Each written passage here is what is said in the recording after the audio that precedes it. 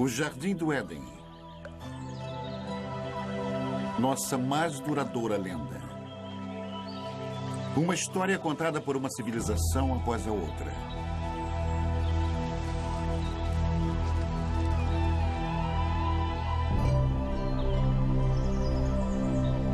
Uma história de sedução.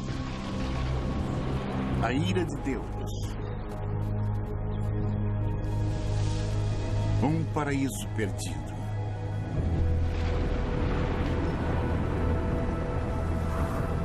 Mas será somente uma fábula? Existem provas de que as grandes histórias da Bíblia tenham sido verdade? De fato, existiu um lugar como o Éden?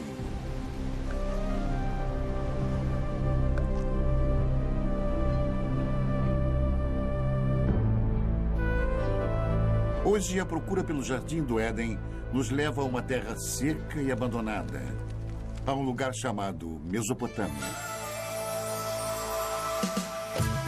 Mesopotâmia. Retorno ao Éden.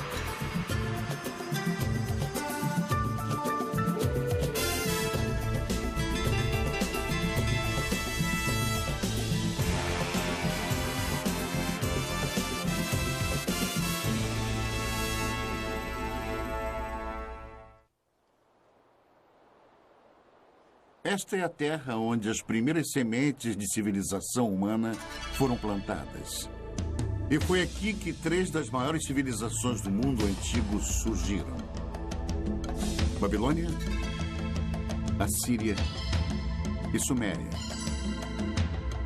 Em meio às suas ruínas, as respostas há muito procuradas para os mais profundos mistérios da Bíblia, enquanto arqueólogos percorrem esta terra em busca da origem histórica da fé. Nossa busca pelo Éden é uma viagem de volta ao passado. Primeiro até a Babilônia, a última dessas civilizações. Depois, mais distante no passado, até os assírios. Os primeiros mestres da arte da guerra.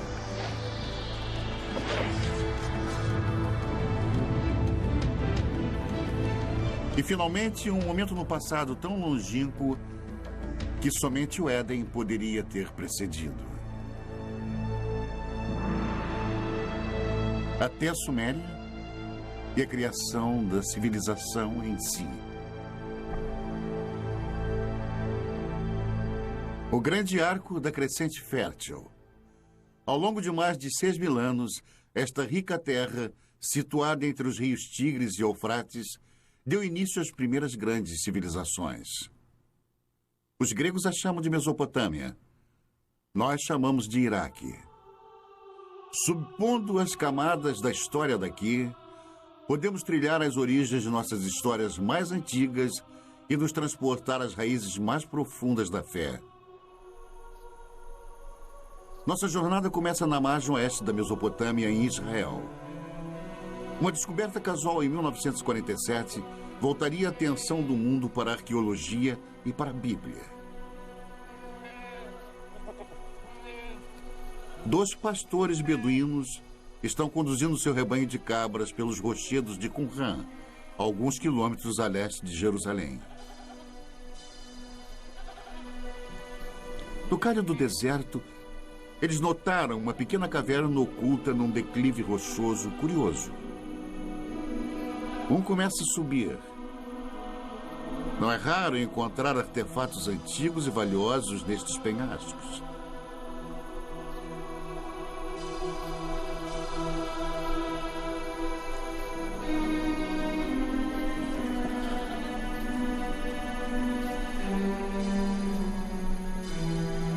Dentro da caverna, o pastor descobre destroços de antigos potes, fragmentos de pergaminhos de couro e algumas folhas de papiro, tudo intocado desde o tempo de Jesus.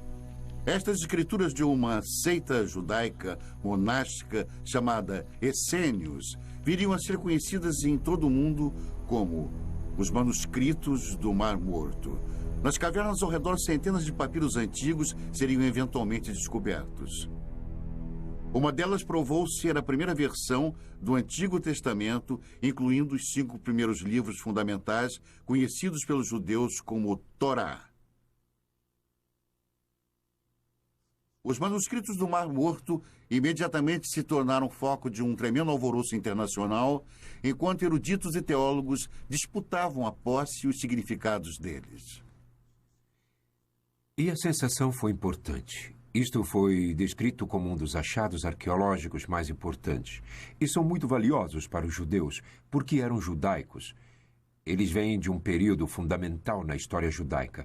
E muito valiosos para os cristãos, porque são contemporâneos de João Batista, Jesus e por aí vai. Portanto, são muito informativos. Mas, além disso, temos uma grande ligação emocional a esta obra. A Bíblia sempre foi um livro lido sob 2 pontos de vista: o sagrado e o histórico. Mas o tradicional Torá é sempre escrito à mão. As palavras são lidas enquanto o escriba escreve. Portanto, se torna uma oração. E cada Torá é considerado sagrado a partir do momento que é escrito. Mas a precisão histórica da Bíblia nunca foi de fato comprovada. É um trabalho que continua até hoje.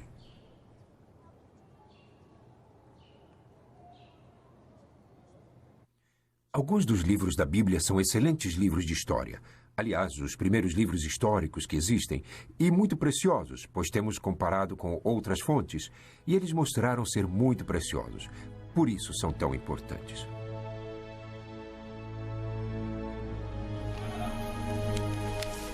A descoberta dos manuscritos do Mar Morto foi o evento mais famoso da arqueologia bíblica, mas não foi o primeiro. A ânsia por explorar a história bíblica tem uma tradição respeitável. É uma procura que começou na Terra Santa, mas levaria à Mesopotâmia.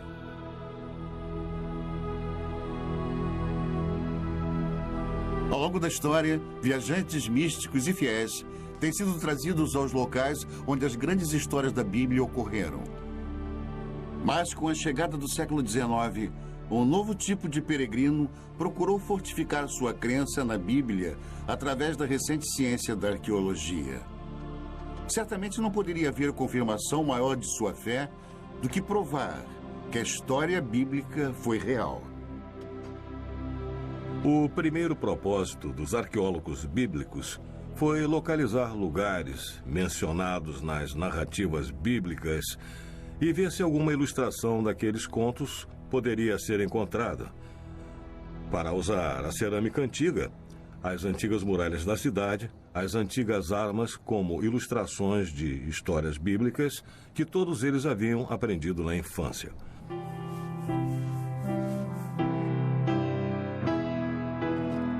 O prestígio de cada nação europeia na Terra Santa era medido pelos tipos de descobertas bíblicas que eram encontradas. E uma das mais intensas batalhas diplomáticas e políticas que ocorreu na história da arqueologia bíblica foi a descoberta da famosa pedra moabita. Em 1868, na terra de Moab, beduínos da tribo Boni Ramada tropeçaram numa misteriosa tabuleta de pedra enterrada no deserto. Os nativos não eram alheios às antiguidades da área, nem ao seu valor para os europeus. O primeiro ocidental a saber sobre a curiosa pedra negra foi o reverendo Frederick Augustus Klein. Ele imediatamente partiu para a terra deserta, cheia de bandidos, acompanhado somente por alguns guias beduínos.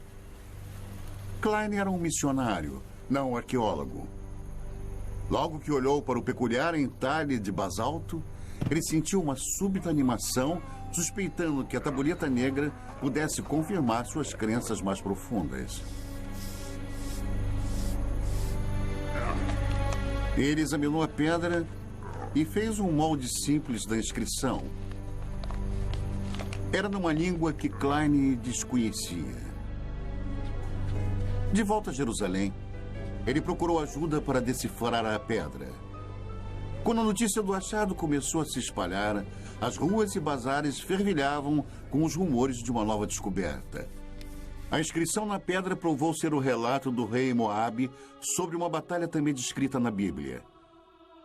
Pela primeira vez, ali estava uma confirmação escrita, gravada na pedra, de uma história da Bíblia. Duas fontes de um mesmo evento. Para os fiéis, aquela era a prova que estavam procurando. Uma evidência concreta da precisão histórica da Bíblia. Muitos quiseram comparar a pedra, mas os beduínos tinham motivos para desconfiar. No passado haviam sido trapaceados, até mesmo roubados, por caçadores europeus de tesouro.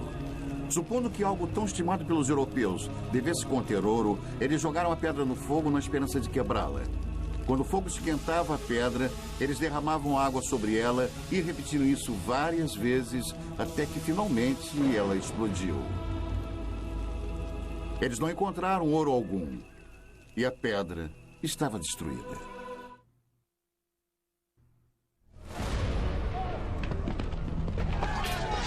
O ano é 586 a.C. O exército de Nabucodonosor, rei da Babilônia, invade Jerusalém com a ira de um Deus furioso. Estamos a quase 6 séculos antes do nascimento de Cristo. Os romanos ainda nem sonhavam com o império. É um capítulo negro na história dos judeus, enquanto a impetuosa estrela da Babilônia nasce. A Bíblia descreve o ataque babilônico. Cortou em pedaços todos os utensílios de ouro que fizera Salomão para o templo do Senhor. Todos os príncipes, todos os homens valentes, todos os artífices e ferreiros, ao todo de 10.000. Ele os levou cativos de Jerusalém à Babilônia. Os israelitas cruzaram mais de 800 quilômetros de deserto, seguindo antigas rotas de comércio pelas atuais Jordânia, Síria e Iraque até a Babilônia.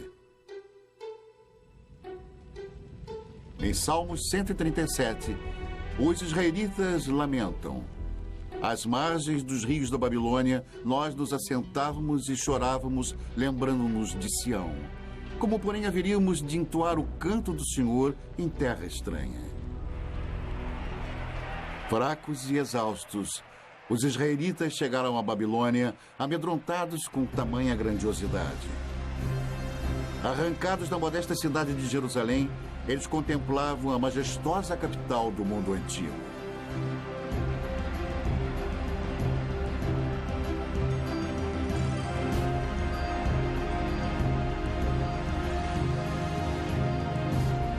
Mas, de alguma forma, os israelitas conseguiram mais do que entoar o canto do Senhor nesta terra antiga.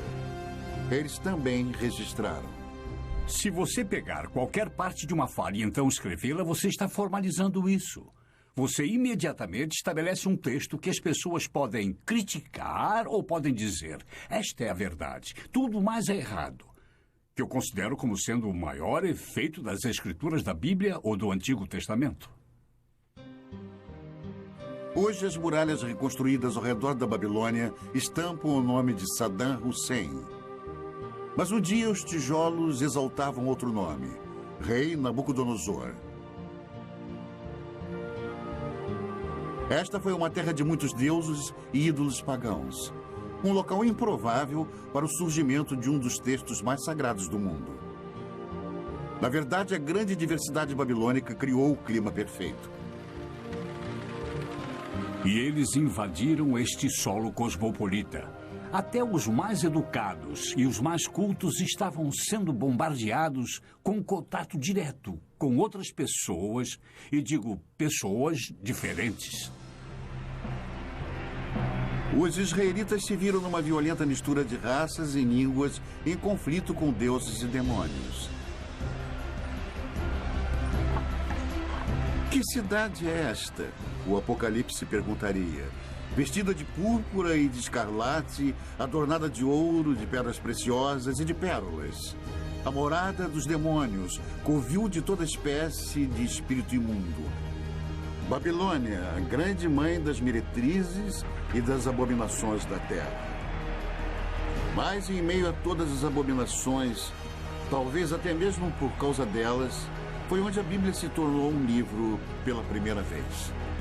Ameaçados por uma nova cultura esmagadora, escribas hebreus se empenharam em preservar e solidificar a identidade judaica. Durante 3 gerações de escravidão, os escribas uniram à tradição oral de Israel novas escrituras e textos sagrados em um único manuscrito. Nascia a Bíblia. Felizmente para eles, os babilônios eram bem liberais. Eles os permitiram manter sua própria cultura, sua própria religião, estudar seus próprios livros. Foi isso que preservou a Bíblia até os dias de hoje. Mas como os livros da Bíblia surgiram nos longos anos de exílio, a cultura babilônica teria influenciado profundamente o trabalho dos escribas israelitas. Eles eram pessoas muito cultas, eu suponho. Muitas das que foram exiladas. E escribas conversavam com escribas. Tenho certeza que foi assim que muita informação foi transmitida. E a troca de ideias e conhecimento deve ter sido, eu diria, devastadora, deve ter sido extraordinária. A Bíblia eventualmente refletiria as histórias e tradições dos babilônios e até mesmo das primeiras civilizações mesopotâmicas. Os israelitas não podiam ignorar a cultura próspera e os grandes monumentos babilônicos. Seus templos estavam entre as maiores construções do mundo antigo. Construções públicas enormes. Uma via processional, o palácio de Nabucodonosor, com seus legendários jardins suspensos, palmeiras, o rio. Se você tivesse cruzado o portão de Ishtar, teria sentido o odor da brisa. E era intencional. Você estava na presença de algo poderoso. Mas por todos os lados estava a cidade, as pessoas, os plebeus. Os desfiladeiros, travessas tortuosas, o tumulto de pequenas lojas. Multidões de pessoas caminhando, pequenos bairros, amontoados, cheios de vida.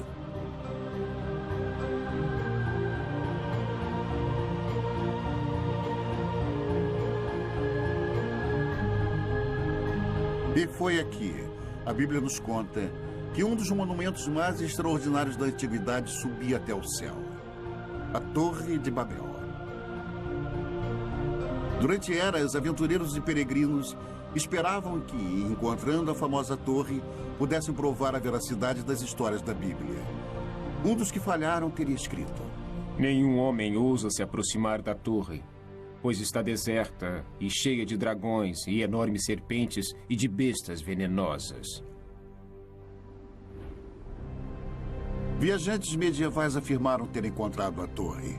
Esta almádena em espiral ainda se encontra no norte do Iraque. Mas eles estavam errados. Esta torre foi construída 1500 anos depois e muito distante das muralhas da Babilônia. Talvez a mais intrigante possibilidade tenha sido feita por Robert Caldwell, um arqueólogo alemão no início do século.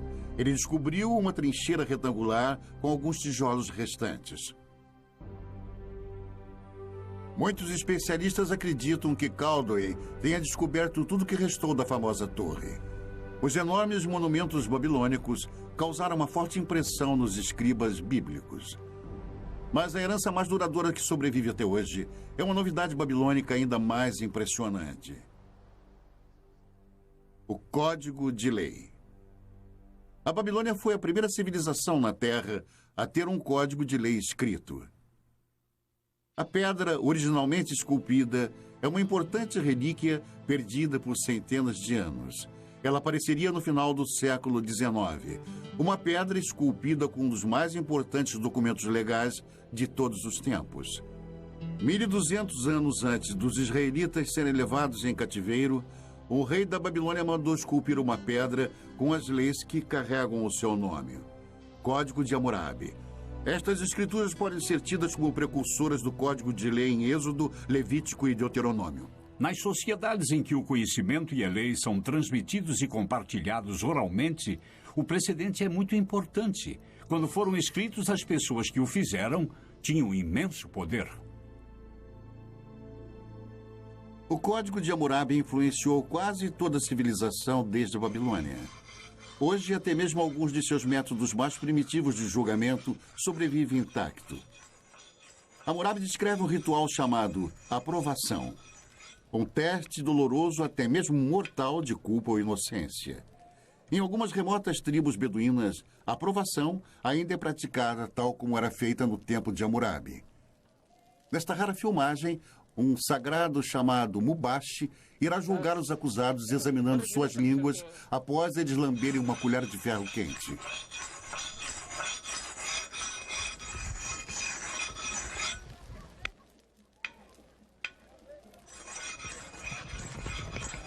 Estes homens foram acusados de roubo. Eles devem se submeter à aprovação ou serem considerados culpados por omissão. Os membros da família assistem ansiosos enquanto os jovens rapazes se preparam para o ritual doloroso.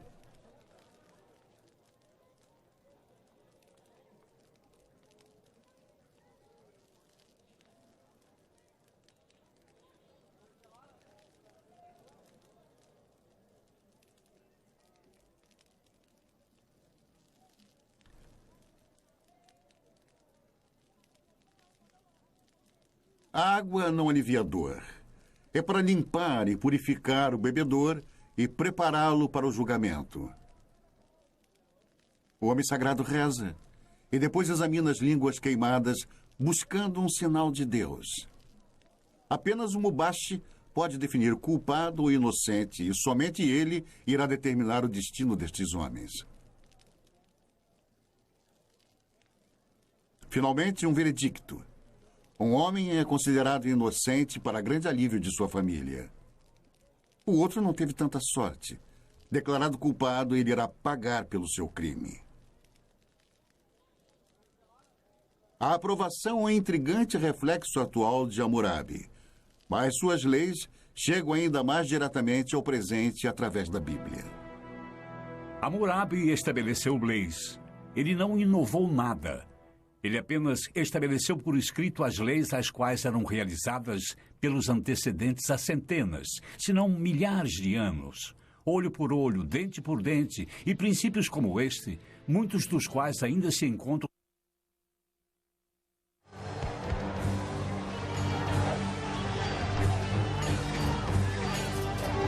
O mais mortal de todos os exércitos mesopotâmicos a viver no Antigo Mundo foram os assírios. Na Bíblia, eles são os símbolos definitivos da tirania de sangue e opressão impiedosa.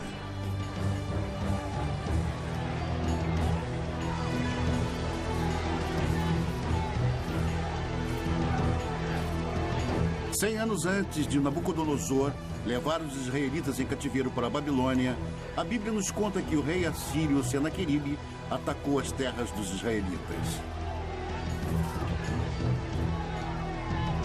No segundo livro dos reis, a Bíblia diz: já tens ouvido o que fizeram os reis da Síria a todas as terras, como as destruíram totalmente.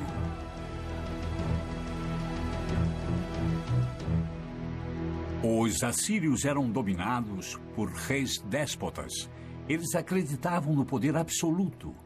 E poder absoluto significa controle. E o poder absoluto quase que invariavelmente se mantém no poder graças à eficiência e força militar. E os assírios mantinham uma enorme máquina de guerra forte e eficiente. E nas paredes dos palácios dos reis assírios estavam as narrativas de algumas de suas expedições, escritas de forma vaidosa, gloriosa, grandiosa e eloquente. Os assírios, eles poderiam tomar uma cidade e empilhar as cabeças dos cidadãos dominantes do lado de fora dos portões, ou pegavam o rei da cidade, o esfolavam vivo e pregavam sua pele no muro, mas todos faziam isso. O poder assírio, simbolizado pela caça ao leão real, estava nas mãos de impiedosos reis guerreiros. Até mesmo a Bíblia demonstra uma relutante admiração. Eis que a Assíria e todos os grandes povos se assentavam à sua sombra. Ezequiel 31. Enquanto a cidade de Roma estava no início, a Assíria era o maior império do mundo. Por mais de 1000 anos, os detalhes sobre a civilização assíria eram poucos. Até a grande capital, cidade de Nínive, era desconhecida pelo mundo moderno. Então, em 1852, estas ruínas abandonadas foram exploradas pelo arqueólogo britânico Austin Henry Lerdy. O que Lerdy encontrou aqui no norte do Iraque foi nada menos do que a morada real de Nínive, um tesouro intacto da civilização assíria. Cavando a terra como um minerador, Lerdy descobriu grandes touros alados e obras de arte espetaculares escondidas dos olhos humanos por um milênio. O mundo estava admirado e vibrante com a nova descoberta. Nínive era outra cidade bíblica encontrada, mais uma confirmação da precisão histórica da Bíblia. Porém, a mais fenomenal das descobertas de Lerdy foi a grande biblioteca de Nínive, uma extraordinária coleção de 22.000 tabuletas de barro gravadas com a escrita cuneiforme dos assírios. A única comunicação direta que temos com as pessoas do mundo antigo, de fato, é o que eles deixaram em seus escritos. Podemos saber através disso o que eles comiam, como era a sua medicina, como era a vida em família, como era a sua política e como viam a religião. Os detalhes da vida diária dos assírios revelam uma sociedade patriarcal, um mundo onde plebeus e principalmente as mulheres tinham poucos direitos. Toda mulher assíria, quando ainda jovem, antes do casamento, ia ao templo de Estar, sentar nos degraus e ficava lá até que algum homem se aproximasse e deixasse cair uma pedra na barra do seu vestido. Então ela entrava com ele e tinha relações. Era assim. Mas neste mundo tirânico havia uma certa justiça. No casamento, até as mulheres tinham certos direitos. Uma mulher podia especificar em seu contrato de casamento que seu marido não poderia ter outras esposas. Ela podia especificar que ele poderia ter quantas prostitutas quisesse, mas não outras esposas. Mas se as mulheres comuns tinham direitos limitados, descobertas recentes revelam que as rainhas assírias dispunham de grande privilégio. Em 1989, o antigo palácio de Nimrod, ao norte do Iraque, foi o palco de um surpreendente achado. Os especialistas a consideraram a mais significante descoberta desde a tumba do rei Tutankhamon, o tesouro de Nimrod. Enquanto nós limpávamos uma das salas, descobrimos que havia algumas indicações de um túmulo no subsolo. Nós tiramos tudo e tentamos nos dividir. E descobrimos que ali havia corpos de pelo menos 2 rainhas. Densos braceletes de ouro ainda enfeitavam os seus ossos. Um tesouro real, enterrados há mais de 2.000 anos. Esta filmagem memorável, feita por arqueólogos iraquianos, é um registro exclusivo de suas extraordinárias descobertas. Pela primeira vez, a tumba de uma rainha assíria foi encontrada intacta. A sepultura real ainda exibia uma maldição para proteger suas ocupantes. Para aquele que abrir o lacre e me retirar de minha tumba, que seu espírito vague sedento sob os amargos raios do sol, e que os poderosos deuses do inferno permitam que seu corpo e sua alma jamais encontrem um descanso eterno. Ignorando a maldição, os arqueólogos escavaram mais de 56 quilos de joias lindamente esculpidas, globos de cristal e requintados entalhes. Os antigos assírios eram mestres ourives e artesãos. Mas o valor desse tesouro é bem mais alto do que vale em ouro. Quando mortas, as rainhas assírias esbanjavam riquezas. Mas em vida foram seus reis que fizeram história. Reis com sede de impérios. No ano de 701 a.C., o rei Senaqueribe e seu exército se puseram a caminho do deserto em direção ao mar Mediterrâneo. Os corajosos assírios estavam determinados a conquistar tudo que passasse em seu caminho. As cidades de Judá, inclusive Jerusalém, e seu rebelde rei Ezequias. Fortalezas e mais fortalezas tombavam diante dos assírios, mas foi a cidade de Laquis cuja brutal destruição está nos registros históricos e na Bíblia. O cerco a Laquis é um ótimo exemplo de como o exército assírio invadiu a cidade, a cercou, a sitiou e a conquistou, e levou seus habitantes como escravos, os que não foram executados, homens, mulheres e crianças. A técnica era muito simples, era uma conquista bruta, rápida e sistematicamente eficiente. E nos baixos relevos dos palácios assírios, dá para ver os mecanismos de cerco, os soldados avançando nas colinas com os escudos por cima os protegendo dos entulhos atirados. Mas eles não tinham chance. Os outros eram soldados profissionais, eram uma máquina.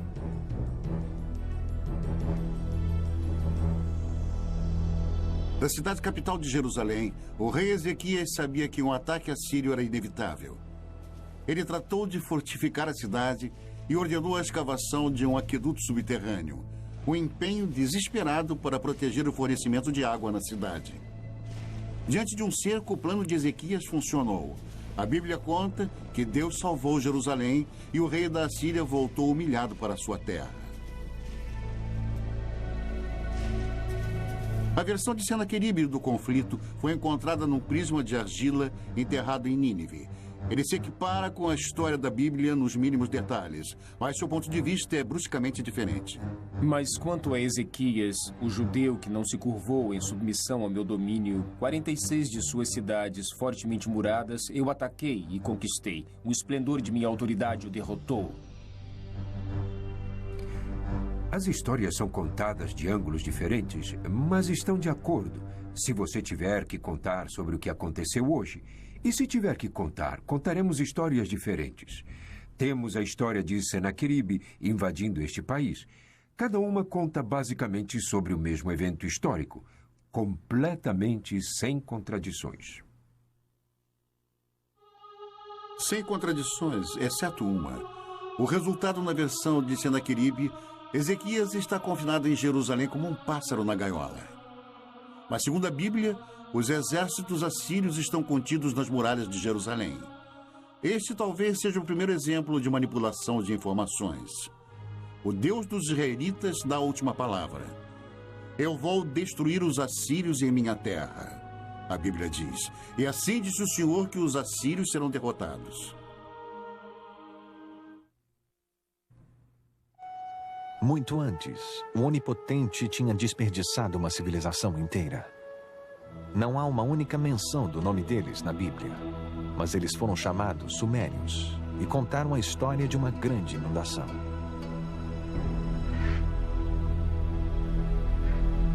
É uma das mais famosas histórias de toda a Bíblia, a saga da Arca de Noé.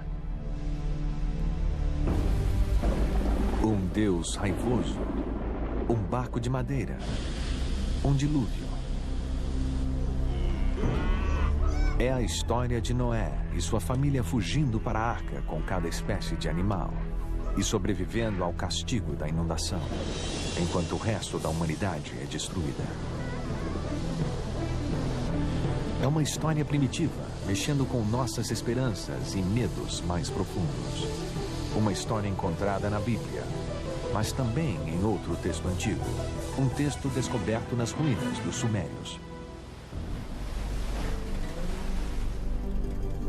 No começo deste século, um grupo de blocos mesopotâmicos foram traduzidos. Eles revelaram a primeira lenda conhecida de uma enchente cataclísmica.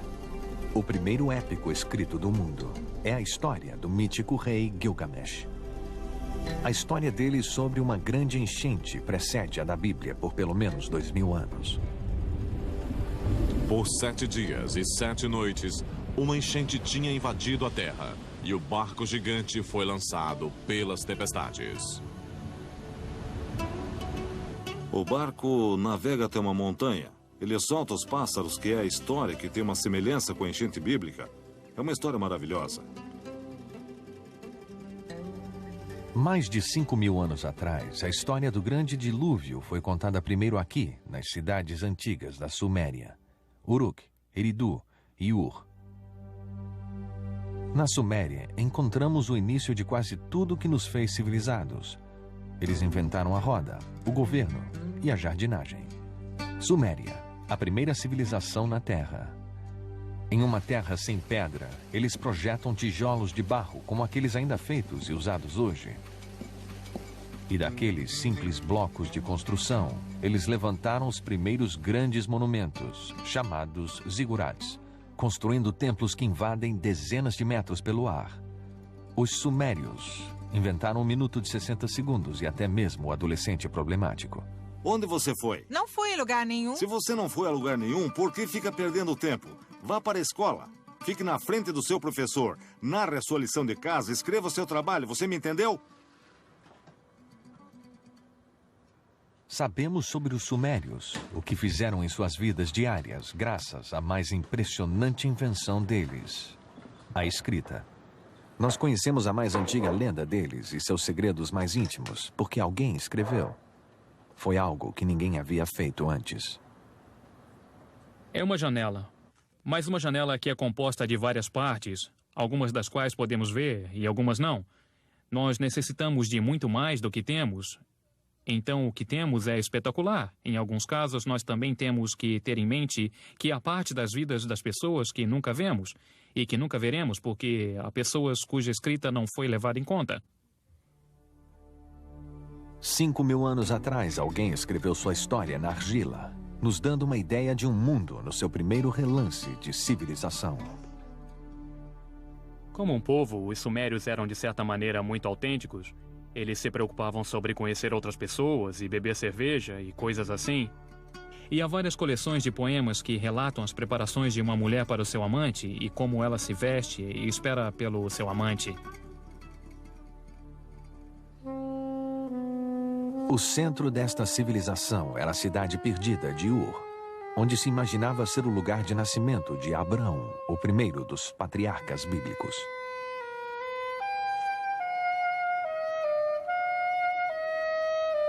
É o sumário de uma cidade bíblica em termos arqueológicos, porque era um lugar de uma das mais famosas escavações arqueológicas que já ocorreu entre os anos 1920 e 1930, por um notável arqueólogo britânico chamado Leonard Woolley.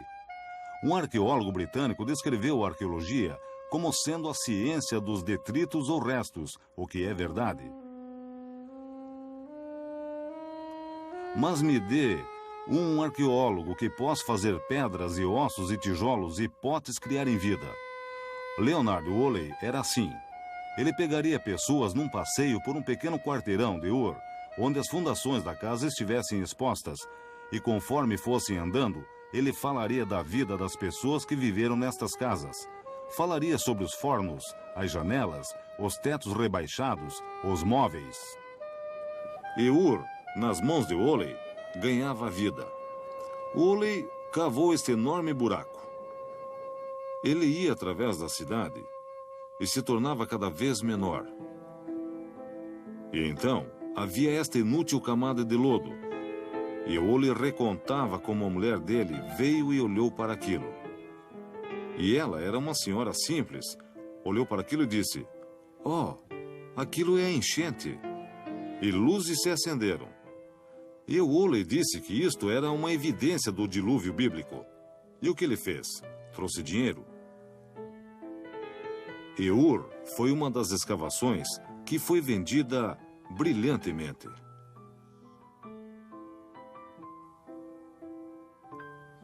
Especulações sobre o dilúvio bíblico causaram uma sensação.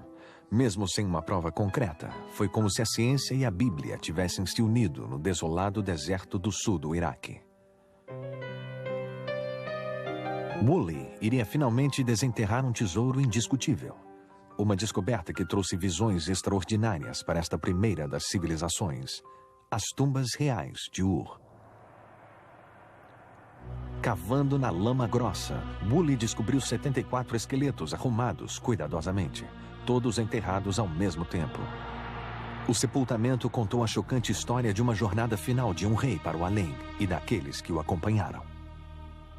E a partir disto, ele desenvolveu uma notável história de um funeral real. E a história dele foi algo assim. Primeiro eles cavaram este grande buraco com uma lâmpada de um lado. No buraco, levantaram um sepulcro com pedra na qual o corpo do personagem real foi colocado.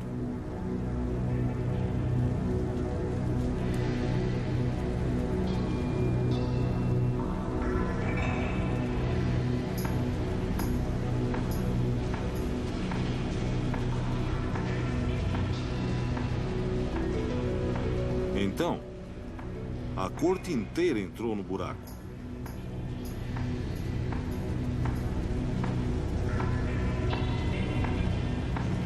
Todos se alinharam e ficaram lá com pequenos potes de argila em suas mãos. E então, no sinal, todos beberam veneno.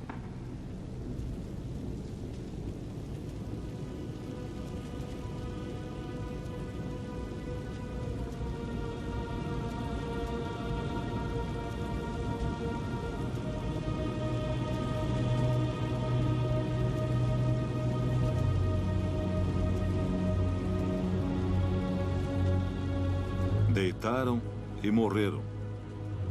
Então, o príncipe foi para o seu túmulo acompanhado por todos os seus seguidores.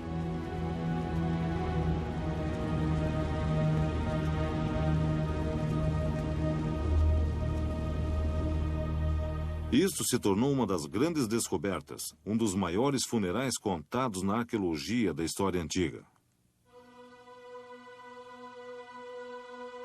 A descoberta dos túmulos em Ur foi um triunfo para a arqueologia, revelando os segredos antigos da primeira civilização.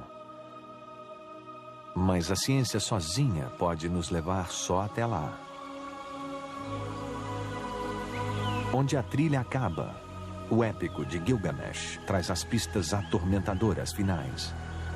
Pistas que nos levam de volta a um jardim e a um lugar chamado paraíso.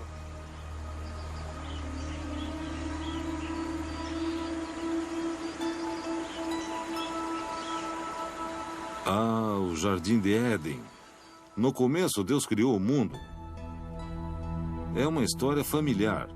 Você tem esse tipo de mito da criação em quase toda a sociedade na Terra.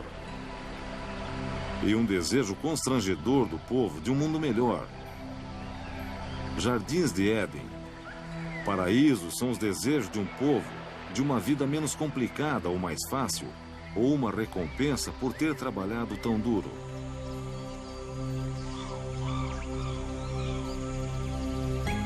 No antigo épico sumério de Gilgamesh, o nome dado ao paraíso é Dolmen. É um lugar além da habitação humana normal e como se apresenta no mito sumério da enchente, que é onde os sobreviventes da enchente foram morar. E há outros mitos que mostram Dolmen como um lugar onde tudo era perfeito. Dolmen aparece na lenda mesopotâmica como uma espécie de jardim do Éden.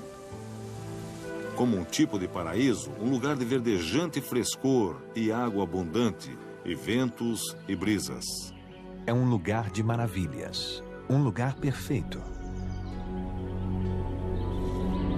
É também o lar para uma serpente. No épico antigo, a serpente rouba a flor que gera a imortalidade. E assim como Adão, Gilgamesh deve deixar o jardim e morrer. A ideia do paraíso parece universal. Mas no que se baseia? Este lugar existiu? A resposta indica um lugar encantado e real. 640 quilômetros ao sul da antiga cidade sumeriana de Ur, fica a ilha de Bahrein. Um mercado essencial nas rotas do comércio através dos desertos áridos e mares salgados da Mesopotâmia.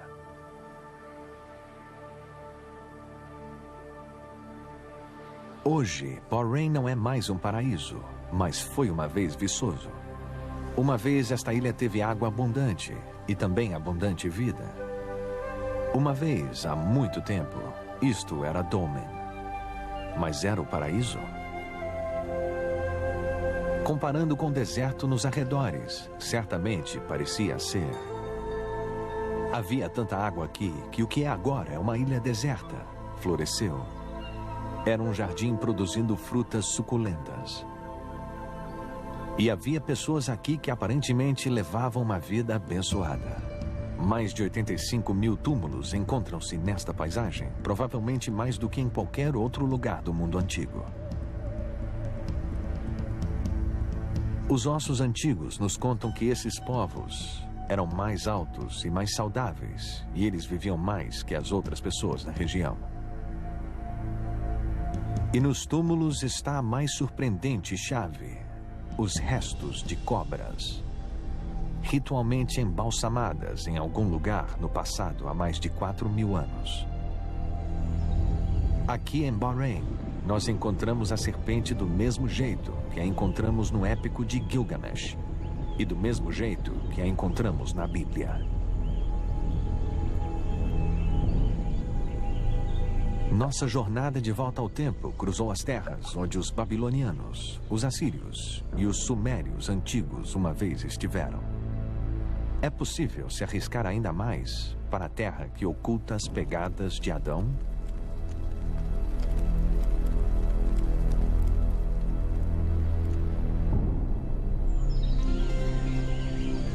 Aqui, fé e razão devem caminhar juntas. Nós agora sabemos que houve uma ilha paradisíaca na Mesopotâmia. É nossa escolha acreditar que era o paraíso.